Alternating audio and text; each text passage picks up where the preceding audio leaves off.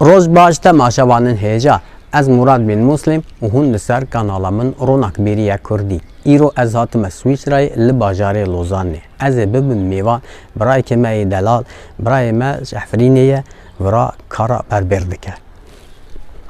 مرحبا، ناوی من چه گواره کردی روجاوا باجار عفرینی بیم. از 12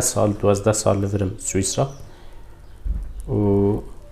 از مالبات خامه شخرا یاشش کار بربری دیکم و کدن از درکتم جبر کار پولیتیک انش سوری درکتم. سوری مثلا دولت سوری رژیم دیکتاتوری بود سری من کردا ظلمتی دیگر حقی مت نبود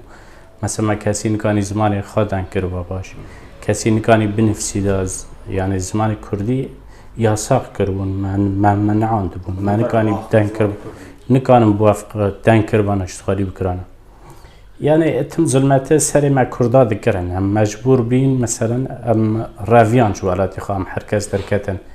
سم برای مهن دانمارکن هن لآلندان هر هنگ چون درک یعنی اجی فتاری مامه کدن پیمان لوزانه لفتاری بری 100 سالی دا مثلا کرد پارچه کردن هر پارچه چک کردن درکی مثلا دوی پارچه ندار هر کسی مثلا جی ایرانی عراق ترکیه هفگی ظلمتی سری کرده دکن یعنی جبرویم هاتن فتاری سکنین جبرویم بزانبن جبر چه وی ظلمتی سری مکرن کردستان کردن 4 پارچه چند زارت هنه برو؟ ده زاروی مهنه و لفداری لوزانه دبینم 12 سال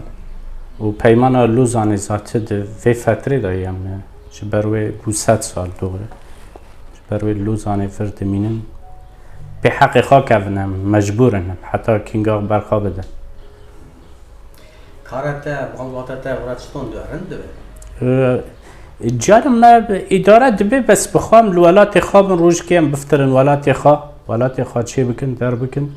بسر کردن هاو راست یعنی ولات خلکی نبی ولاتی ما برای دلا توجی خواب بده ناس کردن ما یکو نوع ما آزاده از روشلات ما و دبی 13-14 ساله ما یعنی از لورم لسویسرا ما و يعني اجبر ظلماء ايراني هم رابيانا و يعني جبو كردا جالكي بيسي دكن يعني خلقي اعدام دكن يعني شرن خينن و بري خرابيجم يعني